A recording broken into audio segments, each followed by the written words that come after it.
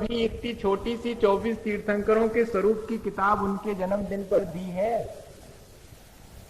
हमने उनको बिठाल करके कभी अपने महापुरुषों के बारे में दो बातें कही हैं कि देखो सैनिक ऐसे हुए, महावीर स्वामी ऐसे हुए और इनके माता पिता ऐसे थे? ये कभी हमने अपने बच्चों को बिठाल के सुनाया है? और हम ही सुने मालूम तो क्या सुनाएं? तो भैया ये कब तक चलेगा? आगे आने वाली पीढ़ी को हम क्या देंगे? हमें स्वयं प्रथमान योग पढ़ करके और अपने महापुरुषों की कथाओं को कंठस्थ कर लेना चाहिए, हमेशा काम आएंगे। और दूसरी कहानियां तो हैं ही, बोध कथाएं भी हैं, छोटी छोटी सी घटनाएं, वो हमारे जीवन को और आने वाली पीढ़ी को यही दिशा देने वाली हैं।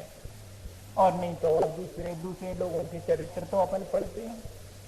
बहुत प्रकार की आजकल कथा कहानी की बहुत किताबें निकली, कितनी मैगजीन आती हैं, आप चाहे जिसमें पढ़ लो वही सब राग द्वेष वाली। लेकिन ये प्रथमानुयोग में जो कथा है उसकी विशेषता क्या है? तो कहते हैं कि प्रथमानुयोग में कथा की लालच से पहले तो ग्रंथ पढ़ते हैं, फिर उसी कथा में पाप का ऐसा बुरा फल बताया जाता है कि जिसको जान करके पाप से बचने की इच्छा हो जाती। ये प्रथमानुयोग की पद्धति।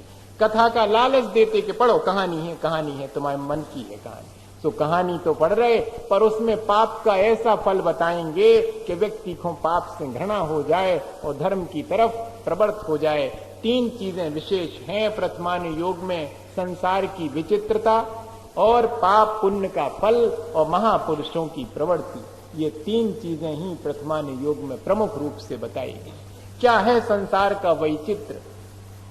कल जिसको शत्रु मानते थे वो बेटे की तरह आज उत्पन्न हो गया है घर में। कल जिसको अपना मित्र मानते थे वो अगले जीवन में शत्रु बन करके उत्पन्न हो गया है। कितनी वैचित्रता है! कोई पुत्र उत्पन्न होता है, कोई भाई के रूप में उत्पन्न हुआ है, कल के दिन हो सकता है कि वही हमारा शत्रु के रूप में उत्पन्न हो जाए। यहाँ शत्रुता और मित्रता का बड़ा वैचित्र है।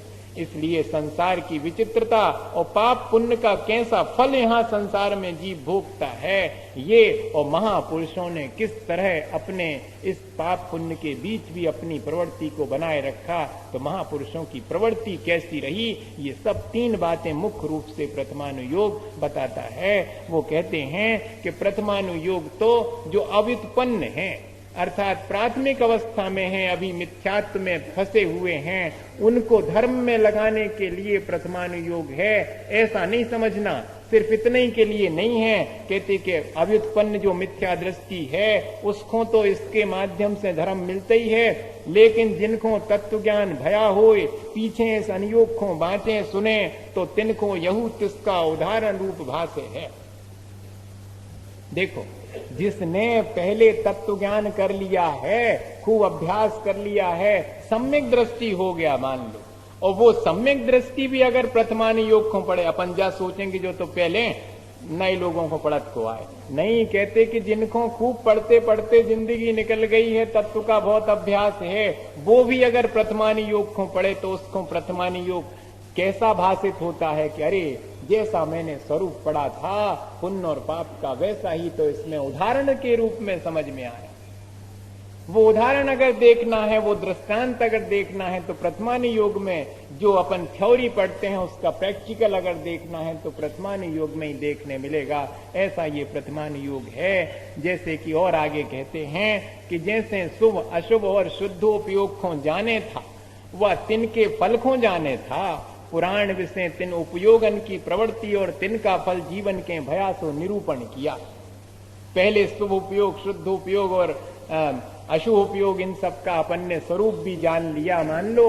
अब इनका उदाहरण तो प्रथमानुयोग में मिलेगा। देखो, अपन ने जब रक्षाबंधन की कथा करी थी तो उसमें क्या था कि अगर देखना है कि उपसर्ग के बीच भी आत्मा में लीन है तो अकंपनाचारी हैं, अपने शुद्ध उपयोग में लीन है।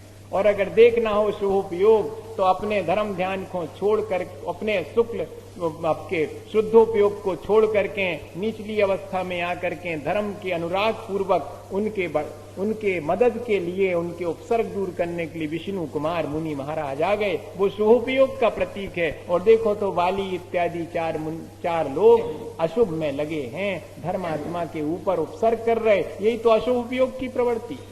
तो अशुभोपयोग ये है, शुभोपयोग विष्णु कुमार मुनि महाराज का है और शुद्धोपयोग में लीन है कंपनाचारी। ये फल दिखने में आया कि नहीं दिखने? और ऐसे अपन पढ़ लो तो पढ़ने से तो स्वरूप अकेला भाष्य है, लेकिन वाका उदाहरण तो प्रथमानुयोग में ही है, उसका उदाहरण देखने के लिए। इसलिए अगर जिसने शुभोपयोग, शुद्धोपयोग और अशुभोपयोग की इन स्वरूप को समझा है, वो भी अगर इसको पढ़े तो उसको भी फायदा होने वाला है। उसके उदाहरण आएंगे उसमें।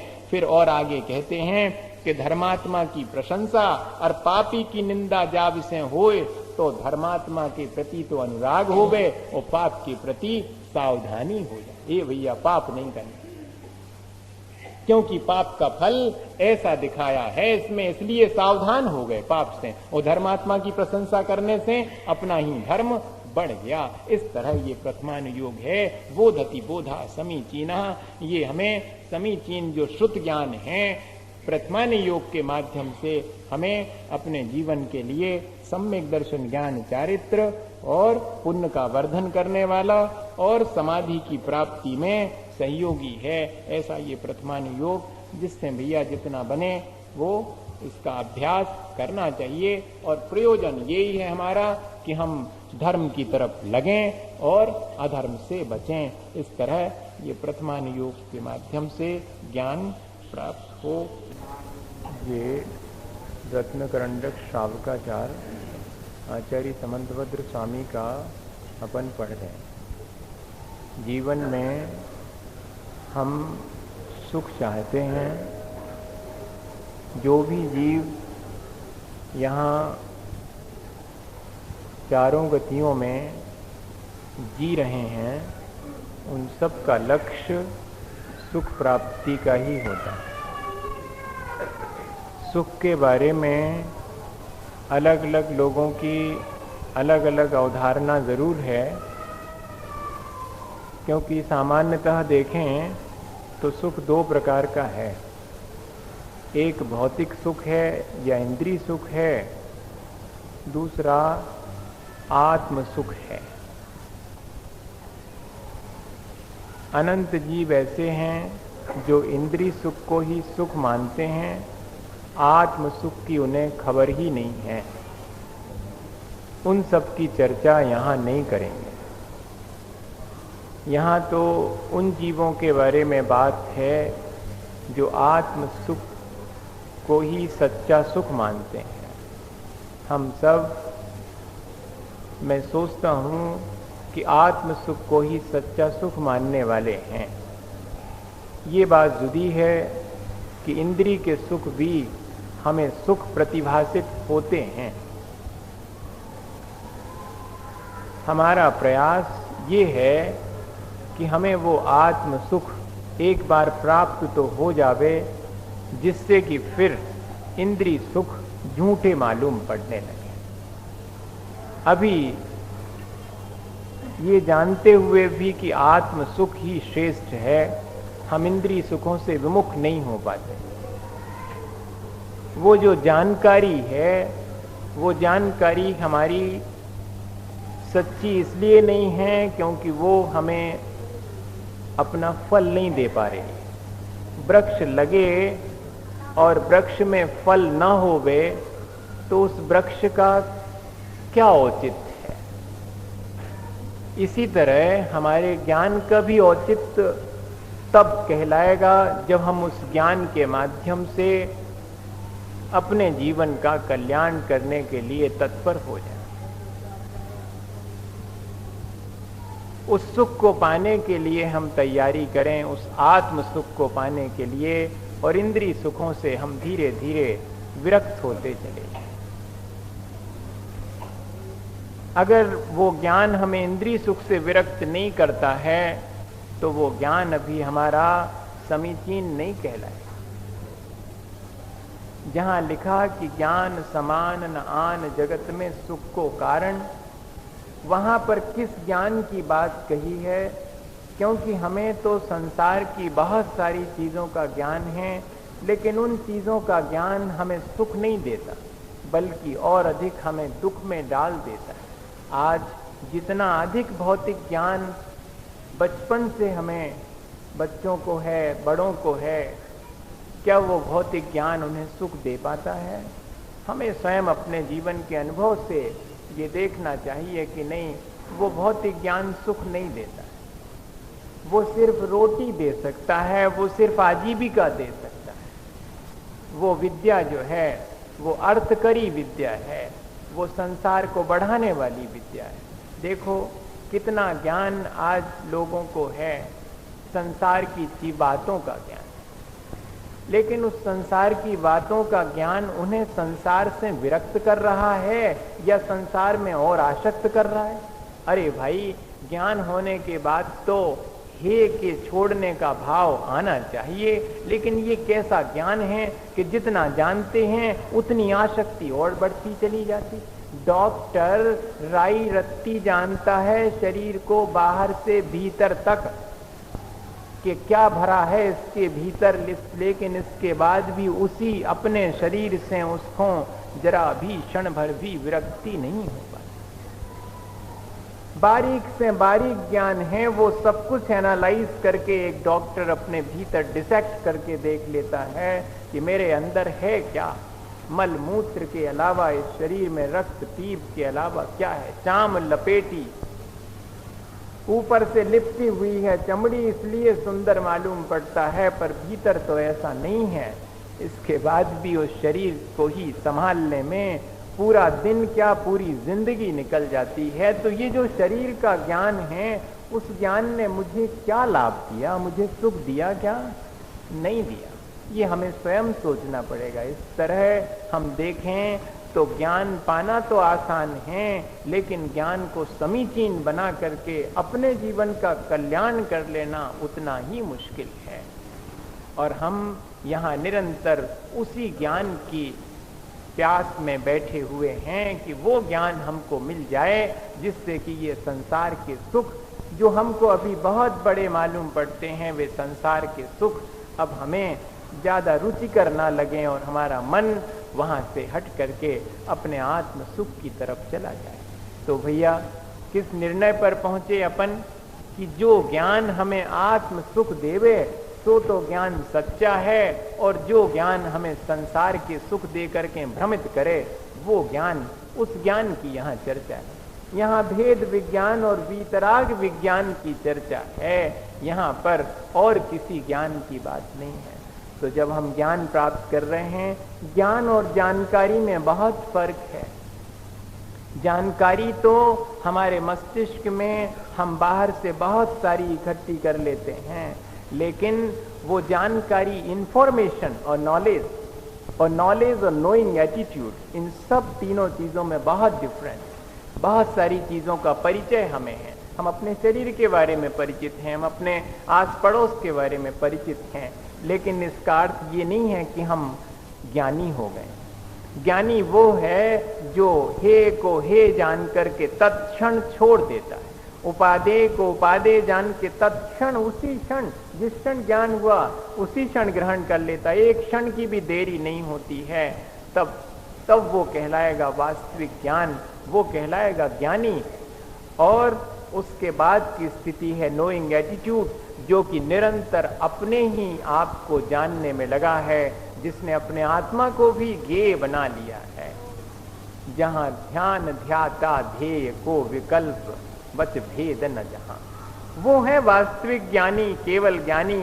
उनकी तरह देखें तो हम सब जो है अज्ञानी ही हैं, लेकिन अभी जो भेद विज्ञान भी जिसे नहीं हुआ है वो तो अज्ञानी है ही। जिसे थोड़ा बहुत आत्म सुख का विचार आ गया है उसे कथनचित हम ज्ञानी मान लेते हैं। ऐसे ज्ञानी हम हैं, हमें सच्चे देवगुरु शास्त्र पर श्रद्धा है, इसलिए हमारा थोड़ा सा भी ज्ञान वो समीचीन ज्ञान हो गया, क्योंकि वो ज्ञान हमारे मोक्ष मार्ग में सहयोगी है। जो मोक्ष मार्ग में और आत्म सुख में सहयोगी हो, वही सच्चा ज्ञान है। इस ज्ञान की प्राप्ति के लिए अपन ने पिछले दिनों बहुत सारी बातें समझी हैं कि इस ज्ञान को कैसे हासिल करें। वो जो भौतिक ज्ञान है संसार का, उसको हासिल करने के लिए भी बहुत उपक्रम करना पड़ते हैं। KG1 के बच्चे का बैग देखो जरा, कितना बोझ उसके सिर पे लदा हुआ है। वो कौन सा ज्ञान है? वो अर्थकरी विद्या सीखना जा रहा है, फिर भी इतना परिश्रम। सुबह 6:30 बजे से उठो, तैयार हो, फिर भी वो रंग के जूता मिले कि नहीं मिले, वह ड्रेस मिली कि नहीं मिली, नबाहर कर दें। जैसे जूता को ने पढ़ने हुए, ये ड्रेस को पढ़ने हुए, लेकिन नहीं, इन्हें जूता पड़ेंगे, इन्हें ड्रेस पड़ेगी, लेकिन आप ठीक ठीक पहन के आएंगे तो आप पढ़ पाएंगे। जब वहां हम इतना अनुशासन रखते हैं तो हमें इस ज्ञान को प्राप्त करने के लिए क्या कोई अनुशासन नहीं रखना पड़ेगा? वो दूसरे के द्वारा लादा गया अनुशासन है। ये आत्मज्ञान के लिए तो आत्मानुशासन ही आवे। व्यक्ति स्वयं आत्मानुशासित होकर के ही आत्मज्ञान प्राप्त कर सकता है, अन्यथा दूसरा कोई ज्ञान तो दे ही नहीं सकता। ज्ञान ट्रांसफरेबल चीज नहीं है, वो तो अपने भीतर स्वयं अपने विकारी भावों को दबा करके या उनको नष्ट करके अपने भीतर से ही प्रकट किए जाने वाली चीज है। इसके लिए अपन ने समझा था कि वो ज्ञान कैसे हासिल होगा, जब हम जो ज्ञान के साधन हैं उनके प्रति विनय रखेंगे, शास्त्र के प्रति हमारी, क्योंकि शास्त्र हमारे ज्ञान में माध्यम है। सच्चे देवगुरु शास्त्र में से शास्त्र को विशेष रूप से ज्ञान के लिए सहयोगी माना। वैसे तो भैया सबसे ज्यादा ज्ञान तो भगवान चुपचाप हाथ पे हाथ धरे बैठे दिया दे रहे अपन को, अगर देखा जाए, मगर अपन उतने ज्ञानवान नहीं है कि उनके संदेश को बिना बोले ले सकें।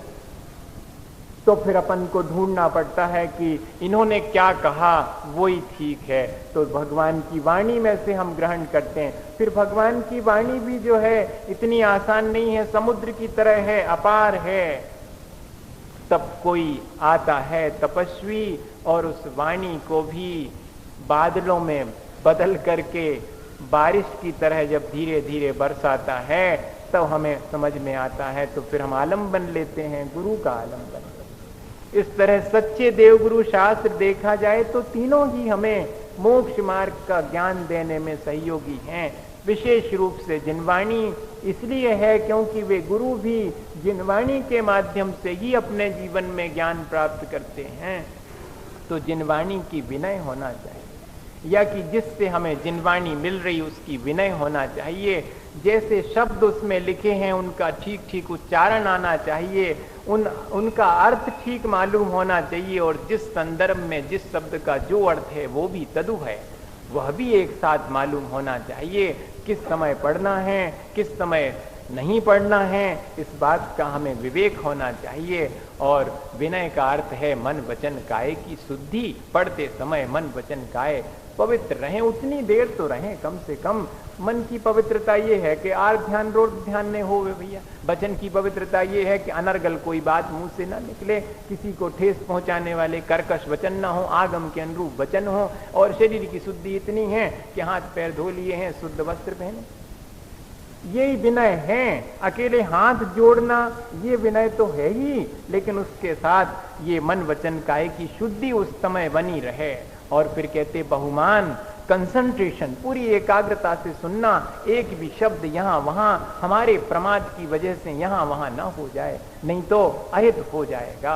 ऐसा विचार करके पूरी एकाग्रता, जितने समय तक मैं यह धर्म का ज्ञान प्राप्त कर रहा हूँ उतने समय संसार की कोई ना कोई विषय भोग की चीज को मैं छोड़ देता हूँ, ताकि मुझे उस ज्ञान को आसानी से हासिल हो सके, उसमें बाधा ना आए। और जिससे ज्ञान प्राप्त कर रहे, जिस शास्त्र से ज्ञान प्राप्त कर रहे, उसकी खूब प्रशंसा करना, गुणगान करना, उसका नाम नहीं छुपाना। ये 8 बातें अपन ने ज्ञान की प्राप्ति के लिए सीखी थी। और यह जो ज्ञान प्राप्ति का उपाय है वो भी 5 प्रकार से होता है। कल अपन ने 4 समझे थे, वो अभी आते हैं, अपन उस पे आते हैं। पर आज एक चीज और समझ लें कि ज्ञान प्राप्ति के 5 उपाय और हैं, जिसको अपन स्वाध्याय के 5 भेद कहते हैं। वाचना, प्रश्नानुप्रेक्षामनाय, धर्मोपदेशा, ये स्वाध्याय के 5 भेद हैं। हम इन सब चीजों से अपने जीवन में ज्ञान प्राप्त कर सकते हैं। कैसे? कहते वाचना नाम का स्वाध्याय करें। वाचना का अर्थ है गुरु के मुख से धर्म की 2 बातें सुनना, ये कहलाती वाचना। वाचना का अर्थ ये नहीं है कि अपनी किताब उठाई और वांच लो, ये नहीं है वाचना। सामान्य परिभाषा नहीं है वाचना की, नहीं तो सबको उपलब्ध हो जाए वाचना नाम का स्वाध्याय। पढ़ने वाले तो बहुत हैं आज, अपनो अपनो ग्रंथ पढ़ने वाले। कहते उसका अर्थ वाचना नहीं। वाचना नाम का स्वाध्याय होगा गुरु के मुख से किसी के चरणों में बैठ करके ज्ञान हासिल करना। ये बहुत मुश्किल चीज है, क्योंकि हम अपने आप को इतना अधिक ज्ञानवान मानते हैं कि दूसरे के चरणों में बैठ के ज्ञान करने की तो सुध अपने को आती नहीं। और यही कारण हुआ है कि आज ज्ञान होने के बाद भी व्यक्ति को सुख और शांति उसके जीवन से गायब है। कितना ज्ञान है।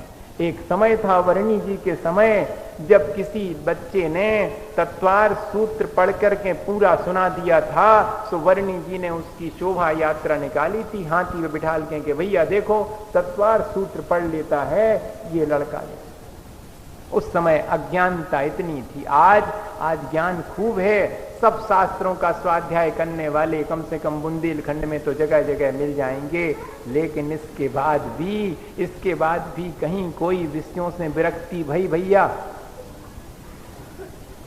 नहीं हुई। बहुत कम लोगों को हुई है, होती है, यहाँ पर भी है। अधिकांश तो आचार्य तो यही कहते कि हमारे तो संघ की बढ़ोतरी अगर हुई है तो बुंदेलखंड में ही हुई है। यहाँ विरक्ति बहुत जल्दी से लोगों के भीतर, ज्ञान अच्छा है जो ज्ञान विरक्ति की तरफ ले जाता है। तो हमें ये विचार करना चाहिए कि वाचना इतनी आसान नहीं है। वाचना पाने के लिए शिष्यत्व अंगीकार करना पड़ता है। शुरुआत तो किसी के शिष्य बन करके ही वाचना हासिल होगी, ज्ञान हासिल होगा। गुरु के निकट ही बैठना पड़ेगा, तब होगा। और दूसरे नंबर है प्रश्ना। और हम कैसे ज्ञान हासिल करें? तो कहते डिस्कशन करके, पूछ करके। जब तक अपन ने कुछ पढ़ा नहीं होगा तब तक अपने मन में तो कुछ आएगा नहीं, प्रश्न ही नहीं उठेगा। तो कहते हैं ज्ञान प्राप्त होता है पूछ करके भी प्राप्त। अपने से अधिक श्रुतवान के पास जाकर के उससे जिज्ञासा करना, पूछना कि इसका कैसा अर्थ है, मैं ऐसा समझता हूं, ठीक है या नहीं। तब क्या होगा?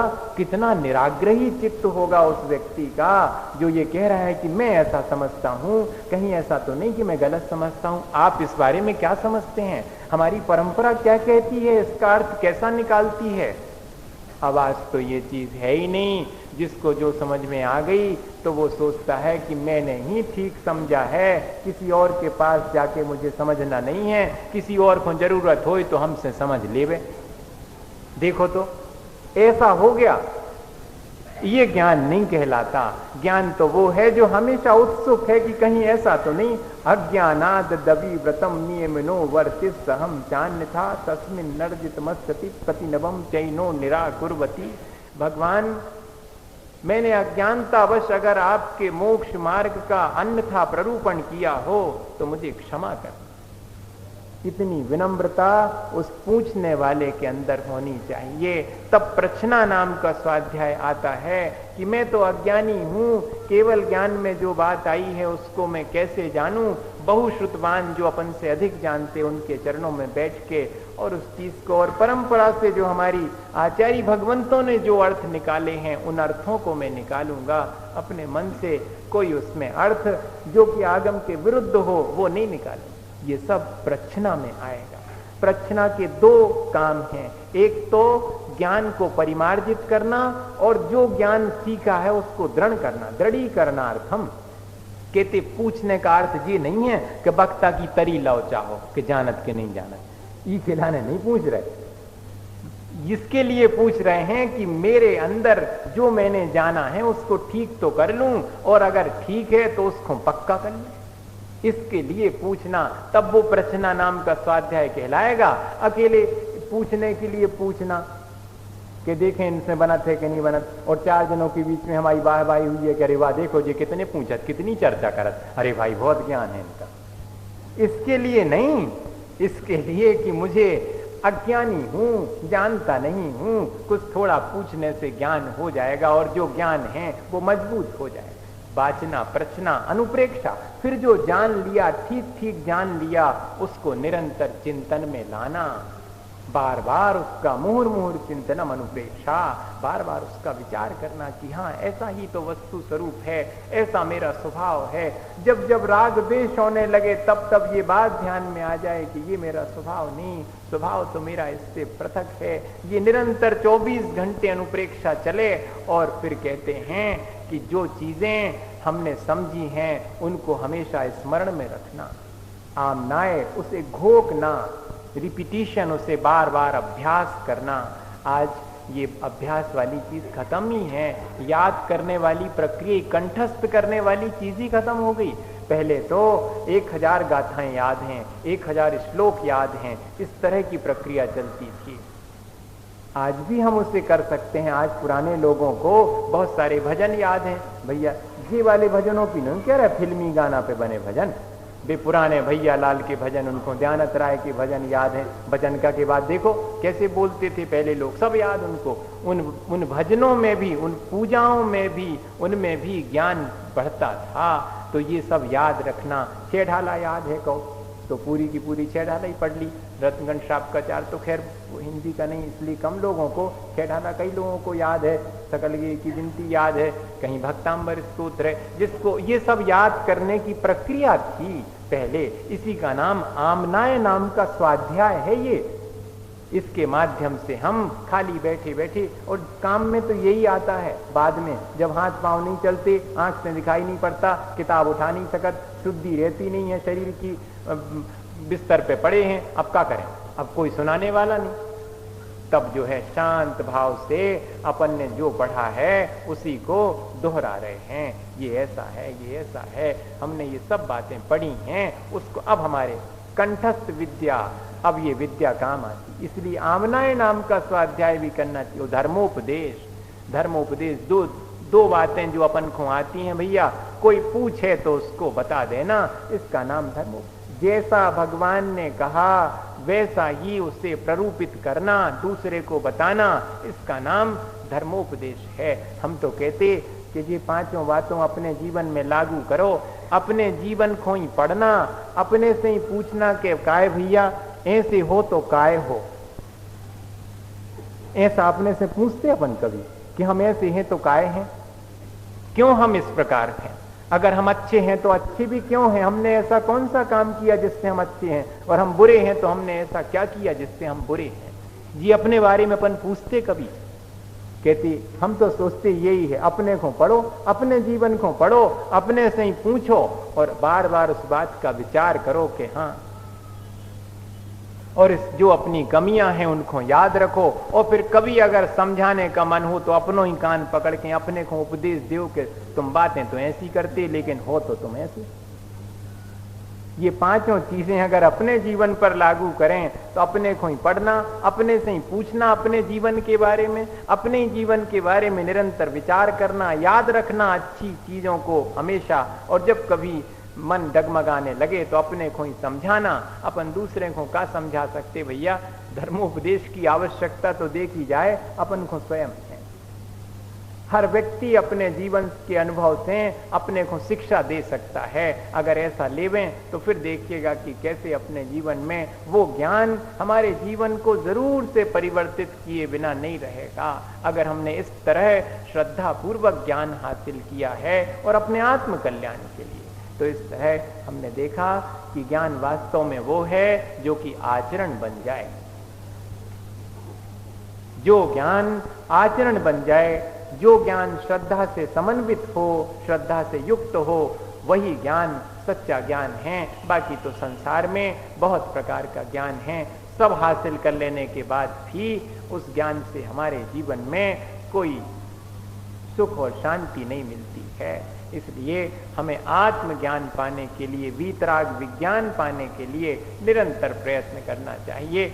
उसके लिए आचार्य भगवंतों ने कृपा करके 4 अलग अलग पद्धतियां रखी हैं कि जिसको जिस पद्धति से जिस तरह से समझ में आ जाए, किसी जो प्रथम अवस्था में हैं उसको कथा कहानी के माध्यम से धर्म का उपदेश देते कि सुनो हम तुम्हें कथा सुनाते हैं, तो कथा के लालच से वो सुनने लगता है, तो बीच बीच में बता देते कि देखो पाप का ऐसा फल मिला और पुण्य का धर्म का ऐसा फल मिला, तो ठीक बात है, हमें पाप से बचना चाहिए, हमें धर्म की तरफ लगना चाहिए।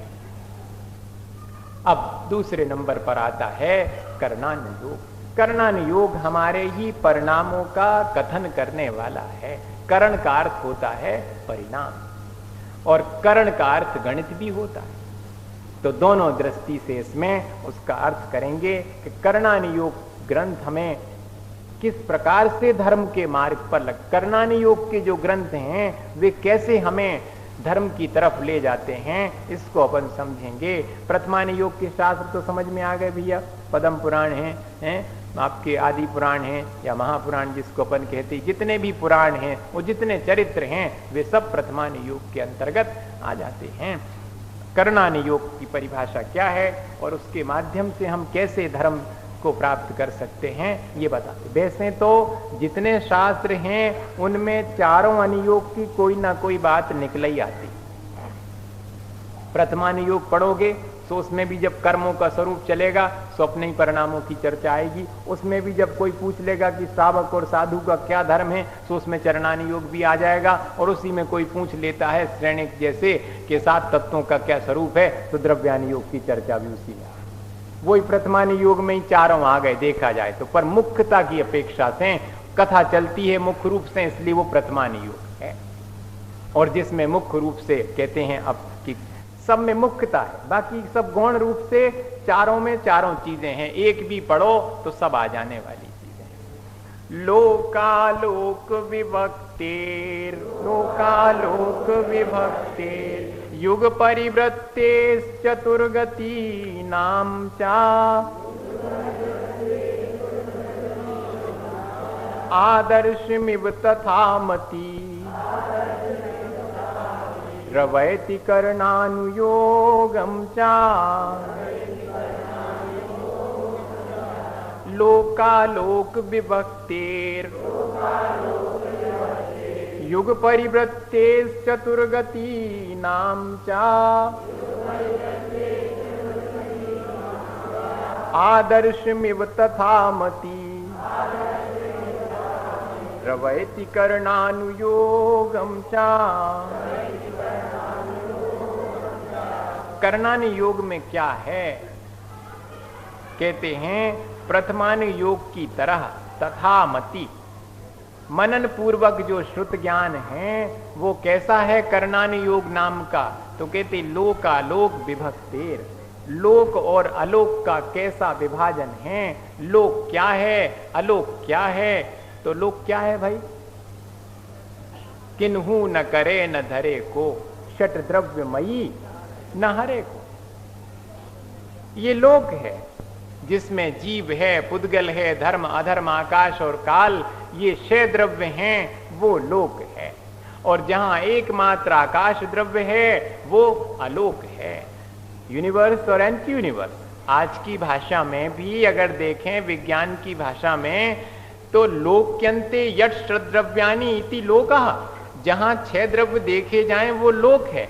ये परिभाषा है जैन धर्म की। और जरा साइंस की देखो, where there is everything is exist is called universe. ये परिभाषा साइंस की है।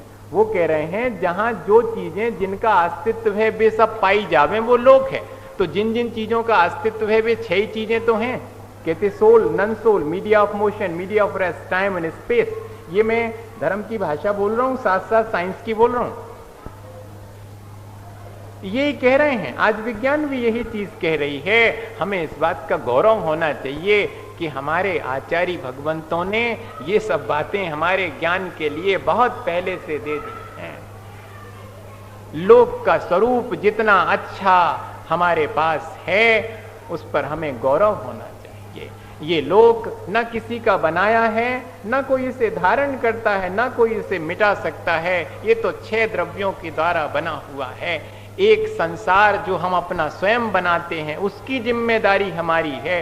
ये जो संसार है ये तो शाश्वत है, लेकिन देखो हमारा भ्रम, हम इस संसार को बनाने का दावा करते कि मैंने ये बनाया, मैंने ये किया। कहते यही तो समझना है, लोक और अलोक को समझ करके कर्तापने का भाव छोड़ो। ये लोक किसी का बनाया हुआ नहीं। ऐसा ये कर्णानुयोग हमें कहां ले जा रहा? हमें धर्म की तरफ ले जा रहा।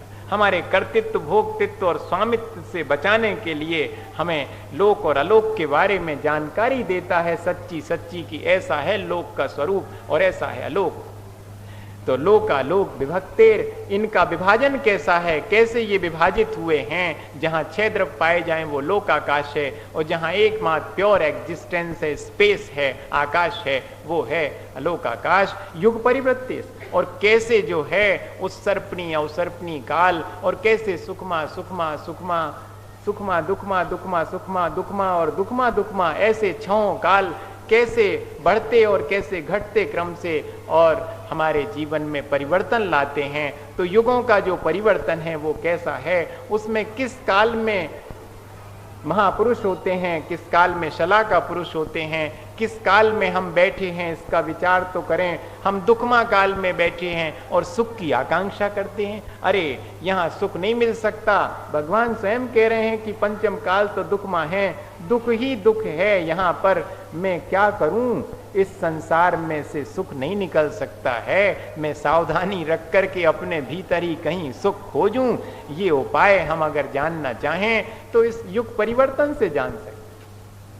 युग परिवर्तन हमारे मन को संतोष देता है कि ठीक है, अब जैसी हमारी स्थिति है उसी में। मैं हमेशा कहता हूं कि जिस स्थिति में हम हैं उसमें क्या बेहतर कर सकते हैं। पंचम काल को रोना रो चाहो भैया तो रो, कि जो पंचम काल है कछु नहीं हो सकता। तो आए काए पंचम काल में, करे काए ऐसे कर्म कि आने पड़ो। हाँ, नहीं, ये भी विचार करना पड़ेगा कि भाई क्या बात थी जिससे हम इतने आए।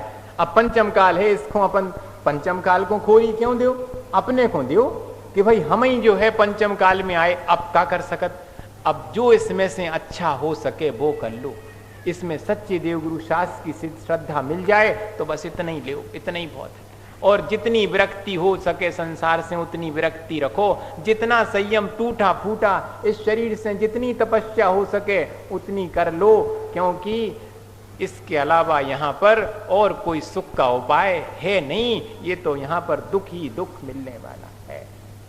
ऐसा विचार करके दुखों को सहन करना और दुखों से बचने का उपाय करना, दोनों चीजें। यहां दुख है तो क्या करूं, उसे सहन करूं। जब है ही, जब आ ही गया है सिर पर तो उसे सहन करूं, सहन कर लूंगा तो पार हो जाऊंगा। और दुख में तो दुखी दुनिया होती है, सो अपना संसार और बढ़ा लेती। ऐसा विचार काहे से मालूम पड़ेगा? युग परिवृत्तेश, ये युगों का परिवर्तन है और ये तो निरंतर होता रहता है। कभी उत्सर्पणी है तो पूरा हो गया है तो अब अवसर्पणी आएगी ही, उसमें तो कोई परिवर्तन नहीं कर सकता है। मैं चाहूं तो अपने जीवन को परिवर्तित कर सकता हूं, बाकी चीजों को परिवर्तन करने का मेरे हाथ में नहीं है। और चतुर्गति नाम क्या, छेढाला में शुरुआत उसी से करते हैं कि 4 गतियों के दुखों को जानो, जिस गति में है उस गति के दुख जानो, ढूंढो। और उसका कारण मालूम पड़ गया। 4 गतियों में भ्रमण का क्या कारण है और 4 गतियों से बचने का क्या उपाय है, ये सब कौन बताता है? ये कर्णानुयोग बताता है। इसके माध्यम से भी हम धर्म की तरफ लग सकते हैं। और ये इन सब चीजों के बताने के लिए ये कर्णानुयोग कैसा है, तो कहते आदर्श मिव, जैसे दर्पण हमें सब चीजें जैसी हैं वैसी दिखा देता है, इसी तरह कर्णानुयोग हमें लोक और अलोक का विभाजन दिखाता, हमें युगों का परिवर्तन मालूम पड़ता है। हमें 4 गतियों में किन किन परिणामों के द्वारा जीव इस लोक में उत्पन्न होता है और अपने किन परिणामों के द्वारा इस काल में परिवर्तन करता है और अपने किन परिणामों से 4 गतियों में जाता है, ये भी तो इसी के माध्यम से। तो परिणामों के अपने परिणामों की जानकारी हो गई और इन सब चीजों की भी लोक अलोक की जानकारी, 4 गतियों की जानकारी और उसमें रहने वाले जीवों के परिणाम, इन सब की जानकारी कर्णानुयोग के माध्यम से होती है। विशेष आपसे कहें कि जब कर्म का क्या फल है, अगर हम ये जान लेते हैं तो हम बुरे कर्मों से विमुख जल्दी हो जाते। हमने जैसे आपसे कहा था कि एक व्यक्ति रोज कर्म के बारे में पंडित जी से सीखता था साड़ूमल में, तो उसने चोरी करी तो का चुराओ, भूसा को बोरा चुराओ। जब उसने कही कि कहा भैया और सामान रखो तो कीमती वो नहीं चुराओ, कह लो 3.5 रुपया चाहने थे तो हमने तो भूसाई को वो राहु 3.5 को वो बेच के और अपनो काम चला लें। कहे पंडित जी ने कही थी कि जैसे कषाय भाव से कर्म बांधो उनसे तीव्र बनते, हमें तीव्रता नहीं। परिणामों में चोरी भी करी तब भी जो है परिणाम ना बिगड़े मेरे, मुझे पाप करना पड़ रहा है, मेरे परिणाम मुझे बिगाड़ना पड़ रहे हैं। ये अगर हमारे अंदर जागरूकता रहे तो बताइए कोई कर सकता है पाप? अपने परिणाम बिगड़ने के लिए हम चिंतित हैं। तो अगर हमें कर्म का फल क्या है ये अच्छा, और तुरंत ही मिल जातो तो बहुत आसान था। अच्छा, एक मुश्किल ये है कि अपन आज करत है सो तुरंत ही तो थोड़ो मिलत, बाद में बहुत मिलत, और बाद में ख्याल नहीं देत कि जो एक करे को मिलो। जो ऐसी व्यवस्था नहीं है असल में। तो वह व्यवस्था कौन देता है? ये करणानि योग देता है कि जानो जी इसका परिणाम मनुष्य पर्याय प्राप्त हुई है। सबका मालूम कौन से अच्छे काम करे हुए हैं। हम बताते हैं तुमने संतोष धारण किया होगा इसलिए मनुष्य बने, क्योंकि अल्पारम परिग्रहत्व मानुषस्य और स्वभाव मार्दवम चा, स्वभाव में तुम्हारे मृदुता रही होगी, कोमलता रही होगी, और तुमने थोड़े में संतोषी होकर के अपना जीवन बिताया होगा, इसलिए मनुष्य हुए। जान लिया अपन ने, अपने कर्म का फल जान लिया। अब कैसा लगता है? अच्छा लगता है। अब आगे के लिए क्या करना है जी अभी तय कर लो, क्योंकि इस कर्म का ये फल मिलता है। हो तुम्हारी गुंजाइश तो जो करो, न हो गुंजाइश तो न करो, उसमें क्या बात। विवेकानंद से किसी ने पूछा कि पाप करें कि न करें, तो उनने क्या कहा कि पाप का फल बुरा मिलता है, बुरा भोगने की गुंजाइश हो तो करो, नहीं हो गुंजाइश भाई अब अपनी गुंजाइश को काम है, 2 पैसा की गुंजाइश हो तो धंधा करो, और नहीं है गुंजाइश तो काय को विस्तार है, दुकान काय खोल रहे। ये इसके बारे में अगर हमें कर्म का फल मालूम पड़ जाए तो हम फिर कर्म करने से बचते हैं, कम से कम बुरे कर्म करने से बच जाते हैं।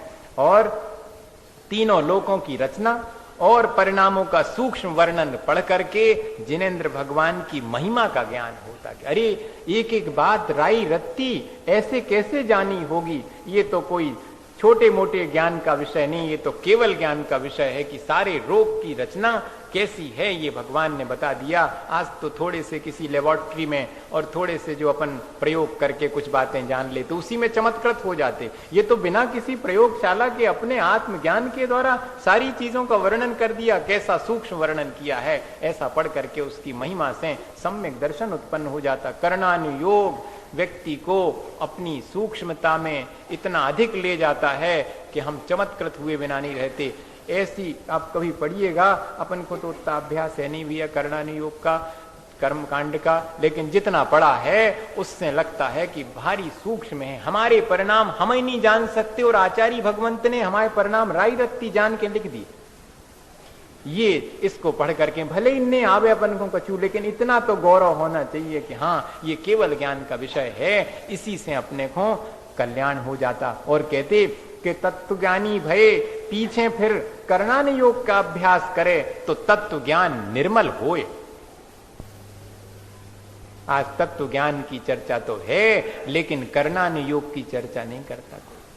तो कह रहे हैं टोडरमल जी लिखते मोक्ष मार्ग प्रकाशक में तक के तत्वज्ञानी होए पीछे फिर अभ्यास करे कर्णानुयोग का तो तत्व ज्ञान निर्मल होए। जैसे कोई जानता था कि ये रत्न है, उस रत्न का विशेष वर्णन जानने से निर्मलता आवे तो रत्नों का पारखी हो जाता है, ऐसा लिखा हूं। तो तत्व ज्ञान होने के बाद भी कर्णानुयोग, एक तो जिसको तत्व ज्ञान नहीं वो कर्णानुयोग का अभ्यास करे तो उसकी रुचि होए तत्व ज्ञान में, और तत्व ज्ञानी हो गए फिर सोचो कि अब काकन्य अपन को तो होगा तत्व ज्ञान, अब काकन्य कर्णानुयोग का पढ़ने जी कर्म कांड। कहते नहीं, तत्व ज्ञान की निर्मलता के लिए ये आवश्यक है। फिर कहते हैं कि तत्व ज्ञान निर्मल भय पीछे विशेष धर्म में रुचि हो वे अगर कर्णानुयोग पढ़ेगा तो। और 5वीं बात कि अन्य ठिकाने उपयोग लगाए तो राग आदि की वृद्धि होए और एकाग्रता निरंतर रहे नहीं, और कर्णानुयोग का अभ्यास करे तो राग आदि कम हो।